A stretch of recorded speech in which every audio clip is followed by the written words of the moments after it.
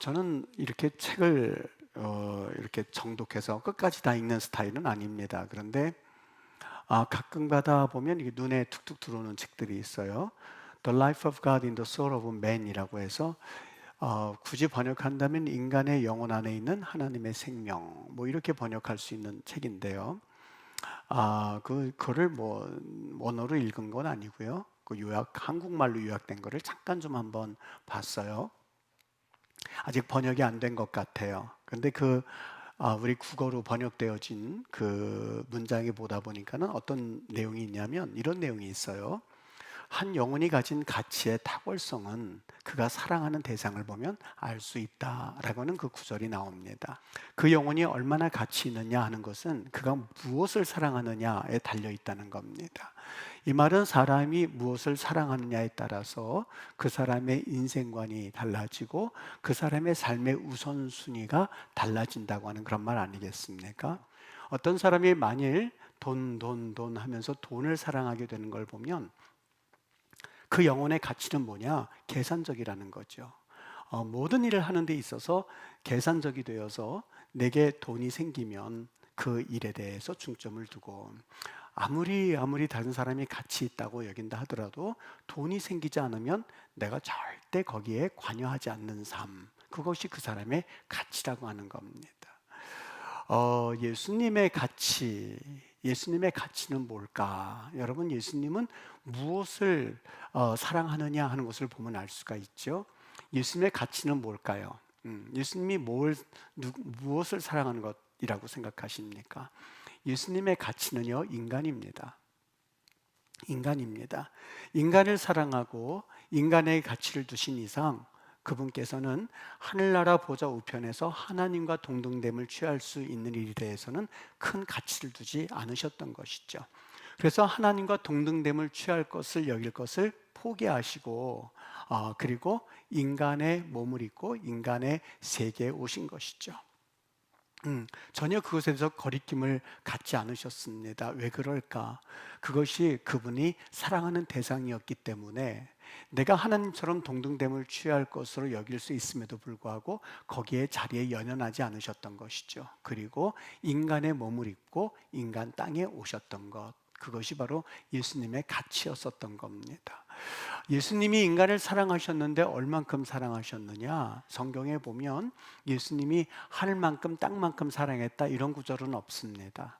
또 예수님이 인간을 사랑하시는데 물론 죽기까지 사랑하셨다라고 하는데 그렇게 잘 와닿지가 않습니다. 내가 다른 사랑하는 사람을 위해서 죽어본 경험이 없기 때문에 잘 느껴지지가 않습니다.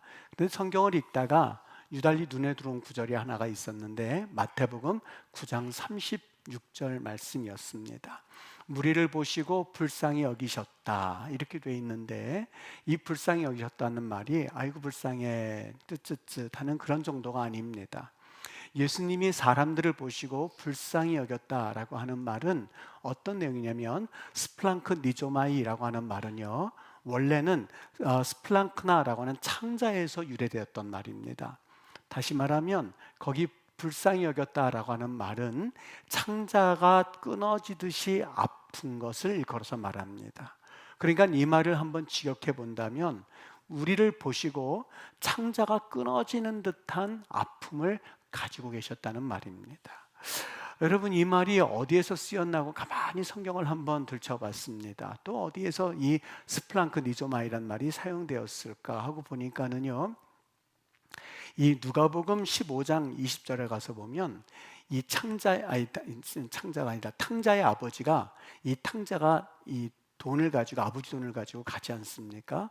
그럼 웬만한큼 사기꾼이라고 한다면 저런 나쁜 놈 같으니라고 하고 평생 저주하면서 살았을 겁니다. 근데 이 아버지는 그러실 수가 없었어요. 탕자가 돌고 돌다가 저 먼 거리에서 오는 것을 보고서는요, 버선발로 쫓아갑니다. 그런데 거기 무슨 말씀이 있냐면 아직도 거리가 먼데 탕자가 오는 그 거리가 아직 멀리 있는데 아버지가 탕자를 보고 측은히 여겼다 이 말이 있습니다. 측은히 여겨서 달려가서 목을 안고 입을 맞췄다 이렇게 말씀을 합니다. 여기 측은히 여겼다는 말이 스플랑크니조마이라고 되어 있습니다. 즉 그 아들을 보는 순간 아들이 그냥 몰골 그 뼈만 남고, 그리고 고생해서 얼굴이 초췌하고, 그리고 신발도 신지 못한 채 마치 노예처럼 오는 모습을 보고서는요, 그 아버지의 마음이 창자가 끊어지는 듯한 아픔을 느꼈음을 오늘 측은히 여겼다, 이렇게 번역을 했습니다. 그러니까 다 같은 말인데, 예수님께서 우리를 보셨을 때에 마치 아버지가 탕자를 보는 것처럼 그 삶 가운데 너무너무 아파하는 그 모습을 보면서 창자가 끊어지는 듯한 아픔을 가지고 보셨다는 말입니다. 왜 예수님이 이런 마음을 품으셨을까? 왜 예수님이 우리를 보시면서 우리가 뭐 어떻다고 그런 마음을 품으셨던 것일까? 예수님은 왜 이런 마음을 품으셨을까? 답변은 오직 한 가지, 사랑했기 때문입니다. 사랑하기 때문입니다. 그것이 답입니다. 사랑하는 자는 여러분 아프기 마련이거든요. 사랑하는 자는 사실상 그 마음 가운데 항상 아프기 마련이에요. 여러분, 얼마 전에 화제의 드라마가 방영된 적이 있었죠. 그 넷플릭스에서 공개 3주 만에 비영어 부문의 1위를 차지했어요. 여러분, 이게 얼마나 대단한 거냐면요, 이 넷플릭스가 전 세계 190여 개국에서 서비스를 제공한다고 합니다. 비영어권 콘텐츠가 3주 만에 1위를 차지했는데, 사실상 1위를 차지하는 것이 결코 쉽지 않아요. 우선 언어 문제 때문에 그래요. 영어나 스페인어나 그 전 세계 3분의 2 이상 되는 그런 공통어를 써야만 사실 1위가 될 수가 있고, 그리고 1위가 된다 한다 할지라도 시간이 좀 필요하거든요. 그런데 비영어권 부분에서 1위를 차지한다는 것은 사실상, 물론 불가능한 건 아니지만 불가능에 가깝고, 그 다음에 3주 만에 비영어권 그 드라마가 1위를 차지한다? 이것은 사실상 꿈 같은 일입니다. 그런데 우리 한국말로 된 드라마가 1위를 차지한 그런 드라마가 있었습니다. 뭐죠? 네, 여러분들 아시는군요. 폭삭 소가수다입니다. 이름이 참 너무 괴상해서 저런 걸 누가 볼까 싶었는데 그게 1위를 차지했어요. 여기 보면은요, 아주 당찬 어린아이, 소녀와 소년이 나오는 사랑의 이야기인데요, 여기 소녀로 나오는 사람, 애순이라는 이름을 가진 사람, 똑똑하지만 현실의 벽에 있어서 제주도에서 더 이상 자신의 꿈을 잘 펼치지 못할 법한 상황에 자라는 소녀, 그리고 장소는 제주도. 여러분, 이 바다 때문에 생활을 하지만 사실상 이 여자아이는 바다에 대해서 좋은 기억이 없어요. 왜냐하면 엄마가 이 해녀예요. 근데 이 잡녀로 인해서 숨병에 걸려서 엄마가 죽어요. 어렸을 때에. 얼마나 마음 아프겠어요. 자기가 어렵사리 시집은 갔는데 자신의 시댁에서 자기의 딸을 또 해녀로 만들려고 하는 것을 보고 이 우상 숭배하는 그 상을 아예 엎어버리는, 그 착한 아이가 엎어버림으로써 바다에 대해서 얼마나 싫어하는지를 드러냅니다. 남편, 자기만을 사랑하는 남편, 일명 거기선 관식이라고 되어 있는데, 오징어잡이 배를 타는데요, 그 일로 인해서 장애를 얻어요. 막내 아들, 자기에게 3명의 자녀가 있어요. 딸, 아들이 있는데 이 막내 아들이 태풍 부는 날 바다에 빠져서 죽습니다. 둘째 아들이 돈 벌겠다고 원형어선을 타는데 얼마나 상처가 되는지 그냥 버선발로 뛰어나가서는 그 원형어선을 돌려서라도 그 아들을 빼내옵니다. 통곡하면서 데려옵니다. 여러분, 이게 하나의 배경인데요, 거기에 여성들의 이 아주 호감을 샀던 인물이 하나 나오는데 양관식이에요. 박보검 씨가 이 역할을 했고, 나중에 박해준 씨가 맡죠. 박해준 씨가 이 큰 역할을 했는데, 이제 커서 자라난 역할을 했는데, 이 사람 양관식이라고 하는 특성이 뭐냐면요, 모든 걸 가족이라면 다 내줍니다. 자기가 사랑하는 아내, 그 예순이라고 했었던 그 아이가 어렸을 때부터 이 엄마 아버지가 일찍 죽었으니까 작은 아버지 밑에서 자라거든요. 그러니까 다른 사람들은 다 조기를 먹는데 그 아이만 조기를 안 주는 거예요. 관식이가 이거를 알고는요, 11살짜리 관식이가 그 아이랑 살면서 그 조기를 그 집에다 배달해 줍니다. 왜요? 얘도 먹이라고. 여기 얼마나 이 조그만 아이가 그것이 마음 아팠는지 가져다 줘요. 그 집에서 이 아이 양배추를 팔라고 시켰는데 그 여자아이가 얼마나 부끄러운지 책으로 얼굴을 가려요. 이렇게 가리고 양배추가 있으면 어떻게 팔겠어요? 그 관식이가 그걸 다 갖다 팔아주는 거예요. 엄마가 죽었을 때도 이 아이 관식이라는 애가 와서 그 여자아이를 토닥토닥 해주고요. 그리고 그 관식이 어머니하고 할머니가 그게 보기 싫으니까 관식이를 육지로 떠나보내거든요. 배를 타는데 이 아이가 다른 남자한테 그냥 쉽게 말하면 팔려서 가는 것 같은 상황인데 뛰쳐나와가지고 바다에서 관식아 관식아 부르니까 그게 들리네요. 그러니까 바다에 배 타고 가다서 퐁당 떨어서 헤엄쳐서 이 아이를 만나러 와요. 그렇게 해서 두 아이가 그렇게 이제 결혼을 하게 되는데 이제 자녀를 낳았다는 얘기예요. 이제 아이를 3명을 낳는데 이 큰 딸이 그 가정 형편에 똑똑해요. 그래서 서울대학교를 들어가요. 그래서 이 아이가 유학을 간다고 하는데 돈이 어디 있겠어요? 무슨 돈이 있겠어요? 그러니까 이 관식이하고 이 애순이 둘이 결혼한 그 자녀가 유학을 간다고 그러니까 있는 거 없는 거 다 팔아, 집도 다 팔아가지고 유학을 보내줍니다. 여러분, 같은 구박 속에 밤낮 없이 이 관식이는 일만 하는데 이 아이들이 얼마나 속을 썩이는지 둘째가 아들인데 얘는 또 오해를 뒤집어 써가지고 이 유치장에 들어가게 됩니다. 얼마나 속 썩겠습니까? 근데 이 사람이요 더 이상 견디질 못하고 배를 팔아서 얘를 끌어내오기도 합니다. 나중에는 가족에게 모든 헌신을 다 하고서는요 나이 56에 사실상 이 혈액암으로 이 남자는 죽습니다. 죽습니다. 이게 이제 그 내용의 스토리예요. 여러분, 어느 날 이 관식이가 자기 큰딸 서울대학교 가나 딸을 깨우죠. 새벽에 깨워가지고 잠깐 자기랑 어디 좀 가자고 그래요. 가자고 그러는데 이 아이가 졸린부빈을 쓰고선 배를 타고 갔는데 캄캄한 바다 가운데 이제 아침 태양 뜨는 것을 보여주려고 데려 나갔는데 이 딸이 아버지에게 물어요. 아빠, 매일 이렇게 새벽에 나왔어? 그럼 매일 나오지. 근데 그 딸이 뭐라고 묻냐면 일부러 그 얘기를 끌어내려고 했던 것 같아요. 아빠는 졸립지 않아? 좀 잠자고 싶지 않아? 그랬더니 이 아버지가 정말 많은 사람들에게 신금을 울리는 얘기를 해요. 금명아, 잠 안 자고 싶은 사람이 어디 있냐? 그런데 내가 일어나는 이유는 내 새끼들 더 잘까 싶어서, 내가 더 일찍 일어나면 내 새끼들 더 잘까 싶어서 이 생각만 하면 눈이 떠져 그래요. 여러분, 정말 그만큼 어떤 성품인지 아시겠죠? 모든 걸 다 내주는 거예요. 모든 걸 다 내줘요. 그리고 아빠 안 졸려? 그거는 어떻게 보면 하나의 상징적 의미죠.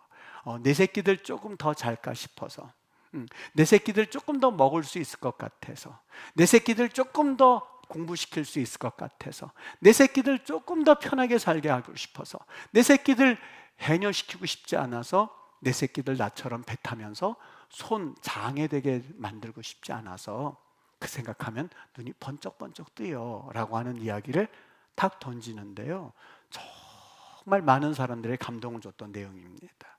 여러분, 예수님께서 왜 백성들을 봤을 때 스프랑클 니조마이, 창자가 끊어지는 듯한 아픔을 느꼈을까? 왜 그 이유가 뭘까? 그 이유는요, 내 새끼들 조금 더 잘까 싶어서예요. 여러분, 사랑하는 자가 아플까요? 사랑받는 자가 아플까요? 누가 더 아플까요? 사랑하는 자가 아프기 마련이에요. 왜 그럴까? 마음 문을 열고 자신을 다 내주기 때문에 그 마음은 골병이 드는 겁니다.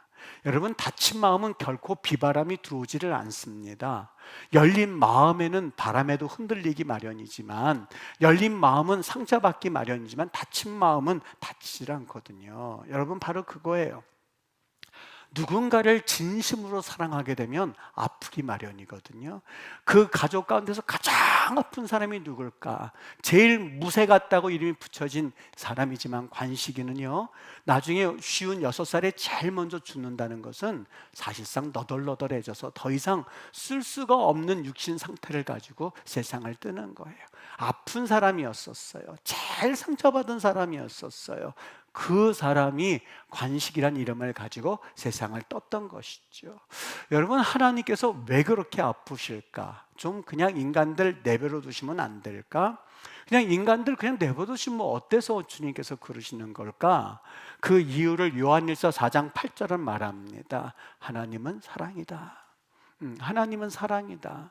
하나님은 마음은 열어있는 사람이고 하나님은 모든 걸 다 내어주는 사랑이다. 여러분, 하나님 생각할 때에 어떤 권력을 가지고 엄청난 위대한 빛을 발하시는 이런 분만 생각하셨습니까? 성경에서 우리에게 하나님이 누구인지를 잘 설명해 주고 있는데 그분은 사랑 그 자체라는 거예요. 사랑 그 자체이다 보니까 너덜너덜해져서 사실상 제일 아픈 분이 바로 예수님이었었던 거예요.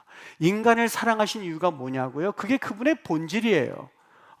왜 관시가 그렇게 애를 쓰고 있냐고요?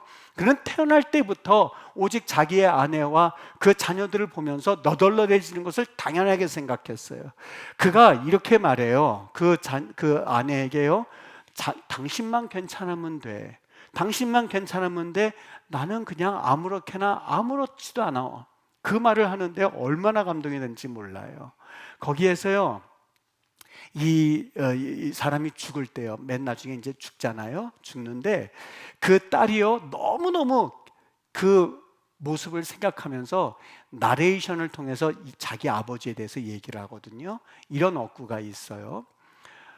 이 촬영을 하면서요, 아마 이 바다를 자꾸 보여줘요. 자꾸 보여줘요. 그래서 왜 저렇게 바다를 보여주나? 자꾸 바다를 보여주고 바다를 넓혀주고 그래요. 근데 그 마지막 장면에 관식 씨가 지나가면서 바다를 쳐다보면서 그래요. 자, 바다는 나에게 주고 줘도 끊임없이 주네. 끊임없이 주면서 바다를 쫙 비춰주거든요. 그리고 얼마 있다가 나레이션에 그 애순이 목소리를 가지고요, 이런 나레이션을 해요. 그는 바다를 정말 싫어하는 사람이었었어요. 왜요? 바다가 다 가져갔거든요.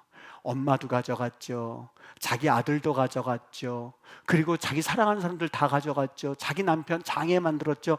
정말 이 제주도에서 떠나려고요, 발버둥을 치는데 거의 떠나지를 못해요.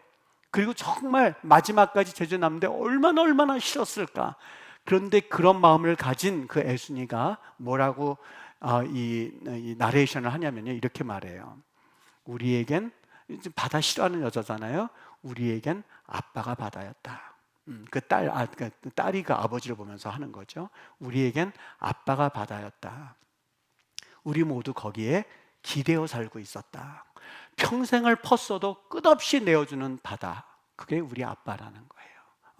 끝없이 내어주는 우리 아빠가 바다였다. 나는 바다를 너무 싫어했는데, 왜요? 바다가 다 가져갔기 때문에.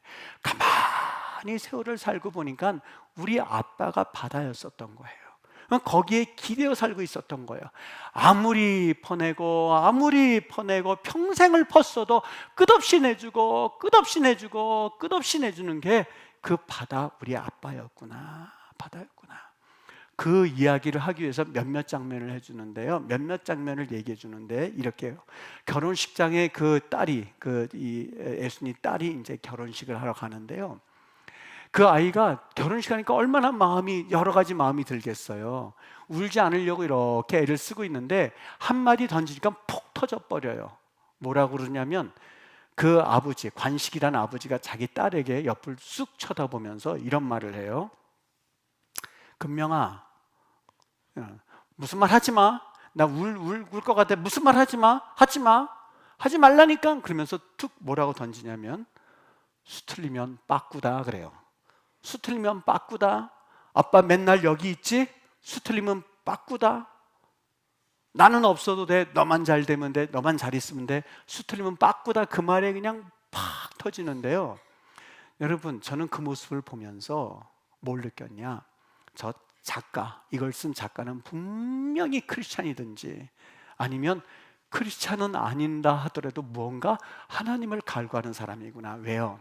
여러분, 이 세상에 관식이가 없어요. 여성들 절대로 내 남편 관식이가 됐으면 좋겠다, 내 남편 관식이다, 이런 말 절대 하지 마세요. 이 세상에는 여러분 그런 남자가 없어요. 난 그걸 보고서는, 여성들이 그걸 보고서는 이 관식시가 아니면은 결혼 안 할 것 같아서 그게 조금 염려스러웠어요. 여러분, 목회자로서 말합니다. 관식은 세상에 없어요. 절대 없어요. 여러분, 여기 있는 자매들한테도 말하고 싶고 우리 딸들한테도 말하고 싶어요. 세상에는 관식이란 있을 수가 없어요. 거기에서 그 관식은 누구를 말할까? 여러분, 그 관식을 보면서 하나님의 사랑을 느꼈어요. 받을 수 없는 자를 끝까지 품어내고 돌아오지 않는 자를 위해서 기다리고 자기를 비워서 사랑하는 대상에게 삶을 내어주고, 말하지 않았지만 사랑의 언어로 끝까지 증명한 사람이에요. 모든 걸 다 주는 사람이었었어요. 어딘가는 꼭 존재했으면 좋겠다 하는 한 사람의 아버지였고, 한 사람의 연인이었고, 마지막 울타리 같은 사람. 여러분, 그게 누군지 아십니까? 그 드라마에서 이분이 예수님이야라고 말하진 않았지만 성경에서 말씀하세요. 무리를 보시고 마음이 창자가 끊어질 것처럼 아파서 그분은 주기 시작하는 거예요. 바다였어요. 다 주시는 거예요. 애간장이 찢어질 수밖에 없었던 이유는 그분은 사랑이셨고, 그분은 우리를 위하여서 영적인 고아들에게 자신을 내어주시고자 하는 그 마음 때문에 그분은 아프셨던 거예요. 뒤집히도록 아프셨던 거예요. 그분이 우리에게 말씀하시는 거예요. 내가 너의 아버지이기 때문에 치근히 읽을 수가 있었던 거예요. 여러분, 예수님이 왜 그렇게 복음을 전하셨냐고요? 내 세력을 좀 한번 늘려서, 그래서 나를 한번 과시하고 싶어서요? 아니에요. 그렇지 않아요. 그분은 사랑이셨기 때문에, 마음이 너무 아프셔서 주시기 위해서, 주시기 위해서 그분은 사실상 전하셨던 거예요. 우리에게 말씀하셨던 거예요. 여러분, 거기에 제가 한 가지만 더 이야기하고 넘어갈게요. 그 아이가요, 마지막 이렇게 돼요. 이 수틀리면 빠꾸다 그 말도 하지만은요, 그 마지막에는요, 자기가 외주를 탄다고 그래요. 내가 외주를 타는데 내가 흔들리지 않고 외주를 탈 수 있었던 이유는 우리 아버지가 그물이었었다는 거예요. 그물이. 내가 외주를 탈 때마다 아빠는 그물을 펼치고 있었다. 떨어져도 아빠가 있었고, 떨어질 때에 아빠가 있다, 그 한마디가 얼마나 든든했는지 한번 아버지에게 그 말을 해줄 걸 이라는 것을 여운처럼 땡땡땡 남겨요. 내가 외주를 탈 때마다 아빠는 그물을 펼치고 있었다. 떨어져도 나 여기 있다 라고 하는 그 한마디가 얼마나 든든했는지 한 번은 말해줄 걸. 여러분, 그게 바로 그 아이의 고백이지만 사실 우리 주님의 삶이었었던 거예요. 여러분, 주님께서 우리에게 이 복음을 전해주셨죠. 우리에게 전도를 하라고 하는 이유는 단순히 우리 한번 세력을 과시해 볼까가 아니에요. 거기에 또 누가 나오냐면요, 이 둘째 아들 은명이라는 아이가 나와요. 근데 그 은명이가요, 얼마나 말썽장이인지, 셋째는 바다에 빠져 죽어서 아빠의 피멍을 줬죠. 둘째는요, 언니만 위한다고 그래가지고 온갖 문제는 다 만들어요. 온갖 문제. 공부하라 그러면 절대 안 하죠. 탈선한 사랑을 보여주죠. 탈선해서 정말 기가 막힌 그런 모습을 보여주죠. 공부에는 관심 없는 사고 뭉치죠. 사기죄 뒤집어 쓰고 유치장 가죠. 부모에게 서운함 토로하죠. 그리고 원양어선 취업한다고 해서 난리를 피우죠. 여러분, 그 모습을 보면서 혀를 끌끌 찼습니다. 모든 사람들이 아유, 저 정신없는 놈, 부모는 저렇게 아파하고 있는데 저 정신없는 놈, 그랬을 거예요. 여러분, 그게 누군지 아십니까? 그게 우리의 모습이라는 거예요. 그게 여러분과 나의 모습이에요. 우리 예수님께서 그토록 우리에게 사랑을 부어주셔서 아파하시는데, 여러분, 전도는 왜 하는 건 줄 아십니까? 정신 차린 자녀들이 하는 거예요. 정신 차린 자녀들이 하는 거예요. 우리 아버지가 그렇게 받아여서 다 내어주면서 너덜너덜해졌으니 이제는 나라도 정신 차려서 가정을 일으켜야 되지 않을까 하는 그 자녀들이 하는 게 뭐예요? 전도예요. 우리 주님께서 전도를요, 그냥 하신 것이 아니라 마음 가운데에 다 내어주고 십자가에 돌아가시기까지 우리에게 전하셨어요. 그게 주님의 마음이었었어요. 만일 정말 주님 안에서 정신 차린 자녀라면 하나님 앞에서 전도해야 될 이유가 바로 여기 있어요. 왜요? 그분이 복음을 전하시고, 그분이 가르치시고, 병든 사람을 치유하셨어요. 발과 움직임으로, 발과 손으로 움직여서 그 일을 하셨어요. 여러분, 우리에게 있어서 진정으로 사랑은 뭔지 아십니까? 그냥 입술만 되지 않아요. 입술로만 되지 않아요. 시간과 물질과 관심과 부지런하게 발과 손과 움직여야 가능해요. 나중에는요, 그 첫째 딸이요, 얼마나 속상한지 유학을 왜 시켰어? 그리고 소리 지르면서 엄마 아빠를 원망해요. 짜증나! 왜요? 짜증나! 그래요. 그 모습 보면서 여러분, 우리의 모습을 좀 한번 떠올릴 수 있지 않겠습니까? 주님께서 아낌없이 주셨음에도 불구하고 단 한 번도 부모의 마음을 헤아리지 못하는 자녀의 모습처럼 하나님 앞에서 우리가 과연 어떻게 살았는가?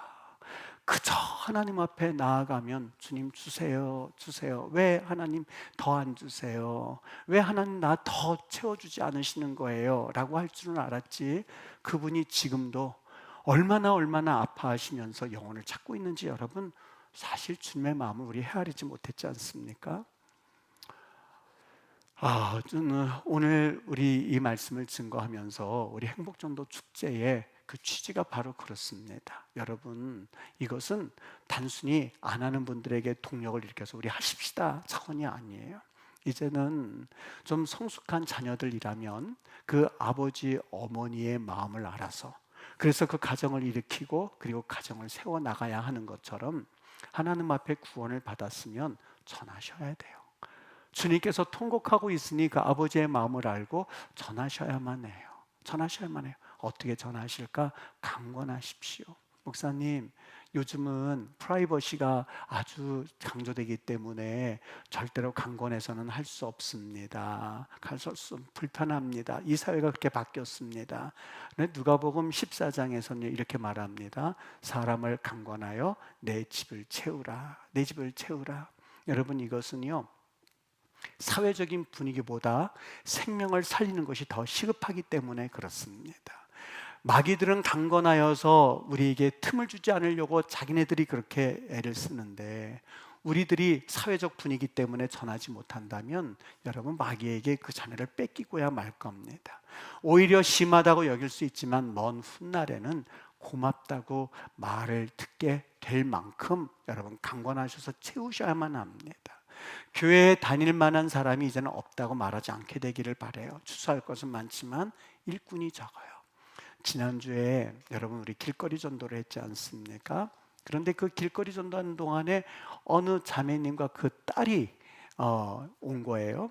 가만히 보니까는 복음을 전해도 될 것 같아요. 그래서 복음을 전했어요. 우리요, 이러한 전도 잔치를 하는데 좀 오시겠습니까? 그랬더니 그 자매님과 딸은 가만히 듣는데 저 멀리 횡단보도에서 양천도서관 바로 앞에서요, 그 어느 남자가 빨리 와! 그리고 소리를 버럭 지르는 거예요. 그러니까 그 남편이었던 것 같아요. 그랬더니 그 아내 되는 분과 따님이 혼비백산으로 얼른 걸로 가는 거예요.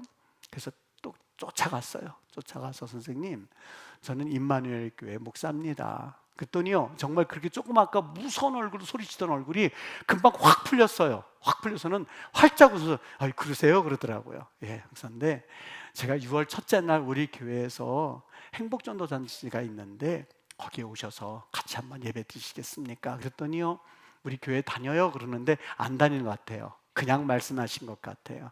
그리고 우리 한번 오세요? 그랬더니요, 그분이 파란불 켜지니까 얼른 가는데 한번 전화번호 주시겠습니까? 그랬더니 그 옆에 있던 그 이 자매님이 저한테 빨리 주세요. 그래서 걷다 핸드폰을 찍었어요.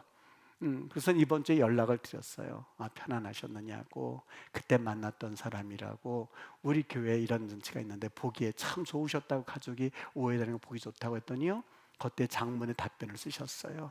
우리 교회 몇 번 다녔는데 우리 교회 임마누엘 교회가 그렇게 하는 모습 보니까 참 좋았대요. 여러분, 때로는 강건한 것, 그분들의 그 모습이 진짜가 아닐 수도 있어요. 마음으로는 나 좀 전도해 주지, 나 좀 한번 불러주지, 나도 한번 교회에 갈 수 있도록 한번 복음을 좀 전해주지라는 마음을 가지고 그분들이 있을 수도 있을 거예요. 여러분, 강건하십시오. 그리고 주님의 집을 채우십시오. 두 번째 하셔야 될 일이 있습니다. 기도하는 일입니다. 여러분, 기도하는 일은요, 문을 여는 열쇠거든요. 닫혔던 자물쇠를 열어야 되는데 키가 있어야 되지 않습니까? 뭘로 열까? 키가 있어야 되는데 그 키가 뭐냐? 바로 기도예요. 기도예요. 여러분, 조금 아까 이야기한 대로요, 외주를 탈 때 아빠가 그물을 펼치고 있었다, 이렇게 말하고 있지요. 우리 아버지에게 있어서 신뢰를 가지고 있다면 여러분, 기도하십시오. 인생의 외주를 탈 때에 기도라고 하는 것은 그물과 같습니다. 떨어져도 사는 길이 바로 여기에 있습니다. 얼마나 든든한 하나님 아버지가 우리를 지키고 있는지 여러분 믿고 기도하시게 되기를 바랍니다. 기도하게 되면 우리 삶의 영적 전쟁의 판도를 바꿉니다. 가정에 들어가서 보십시오. 얼마나 분위기가 암울하고 때로는 희망이 없어 보입니까? 여러분, 우리는 인생에 한계가 있는 사람들이거든요. 우리가 모든 걸 할 수 있는 것 같지만 사실상 우리가 할 수 있는 길이 너무 적거든요. 착각 시간은 다가오는데 여러분의 생명을 1초라도 늘릴 수가 있겠습니까? 아니요. 우리는 누구나 할 것 없이 제한된 시간을 가지고 살아가는 사람들입니다. 그 시간이 돌아가면 누구나 할 것 없이 이제는 주님 앞에 나아가야 할 제한된 생명을 가지고 살아가는 사람들이거든요. 누구도 내 생명을 1초도 늘릴 수가 없습니다. 여러분, 영적 전쟁의 이 판도, 우리의 삶 가운데 우리가 할 수 있는 일은 아무것도 없을 때에 유일하게 할 수 있는 일이 있다면 기도입니다. 기도입니다. 기도는 세상의 모든 것의 판도를 바꿀 수 있는 능력이 됩니다. 신문지상을 볼 때마다요, 때로는 답답할 때가 있어요. 그 여러 가지 이 화장실의 몰카범을 잡기 위해서 이제는 여러 수단과 방법이 다 동원이 되는 것을 가만히 지켜보면서 마음에 씁쓸함이 있어요. 여러분, 세상의 그 악함은요, 때로는 우리가 따라잡을 수 없을 만큼, 물론 그거를 잡으려고 애를 쓰지만 그것을 어떻게 바꾼단 말입니까? 그것 가지고는 한계가 있어요. 한 가지 유일한 방법이 있는데, 그것은 여러분, 그 화장실에서 그렇게 한다고 그러면 이제는 우리도 우리의 소리를 내야만 돼요. 거기에 들어가셔서 기도하십시오. 기도하십시오. 하나님, 이 땅이 이렇게 험악한 세월이 되었습니다. 하나님 아버지, 이 장소가 거룩한 장소가 되게 하시고 이 장소에 하나님의 역사가 나타나는 거룩함이 임하는 땅이 되게 하여 주시옵소서. 길거리를 보시오. 폭력과, 새벽이든 밤이든 폭력과 마약과 그리고 옳지 못한 일들이 가득한 이 세상 가운데에서 여러분, 그들은 부끄러움을 모르고 이 세상에서 그런 일을 행하고 있는데 우리 어떻게 해야 되겠어요? 기독교인들이 무릎 꿇고 그 땅에서 부끄러움 없이 두 손 들고, 하나님, 이 땅을 고쳐주시옵소서. 하나님, 이 땅에 은혜의 빗줄기를 내려주십시오. 하나님, 하늘문을 여시고 하나님, 우리에게 은혜의 빗줄기를 내려주십시오 라고 두 손 들고 기도할 때에 놀라운 하늘의 은혜를 우리는 경험할 수 있지 않겠습니까? 여러분, 사단이 틈타지 못하도록 영적 경계를 하는 것, 이것이야말로 기도의 은혜가 되는 줄로 믿습니다. 오늘 우리 특별 전도 세미나도 하고 내일부터 영적 전쟁을 시작합니다. 여러분, 그냥 교회에서는 하겠지, 그냥 나는 나대로 가면 되겠지가 아니라 여러분, 흐름이 큰 흐름 가운데 하시는 건 하나님의 분명한 뜻이 있습니다. 여러분, 하나님께서 교회를 통해서 일하실 때는요, 나에게 영적인 긴장감을 주어서 하나님이 또 행하시려는 일이 있습니다. 축복입니다. 그냥 내버려 두고 그 영적 흐름은 흐름대로 가고 나는 나대로 간다면 여러분, 때로는 내가 사탄에게 공격받을 때에 방어할 힘을 잃어버리게 됩니다. 분명히 하나님의 뜻과 섭리가 있으셔서 나에게 기도할 기회를 주시고 나에게 회개할 기회를 주시고 나에게 영적 무장을 할 기회를 주셨을 때에 깨어서 일어나셔야만 합니다. 그러면 하나님의 역사를 우리는 같이 경험할 수 있을 줄 믿습니다. 주님의 은혜 가운데 여러분, 오늘 말씀을 꼭 마음판에 새길 수 있게 되길 주의 이름으로 축원합니다. 하나님이 우리를 그 위하여서 목숨 버려 피 흘리셨던 이유는 우리를 사랑하셨기 때문이고 그분은 사랑이시기 때문입니다. 사랑하면 아프기 마련이고, 사랑하면 여러분, 때로는 그것이 너덜너덜해질 때까지 다 주기 마련이거든요. 그래서 그분이 십자가에서 죽으신 이유가 바로 여기에 있습니다. 값없이 주어진 나에게 주어진 이 영혼의 삶을 여러분, 그냥 헛되이 흘려보내지 마시고 누군가에게는 이 삶을 전해주어서 그에게도 예수님의 사랑을 좀 한번 경험할 수 있게 하는 그런 축복의 통로로 우리 모두가 쓰임 받을 수 있게 되기를 주님의 이름으로 축원합니다.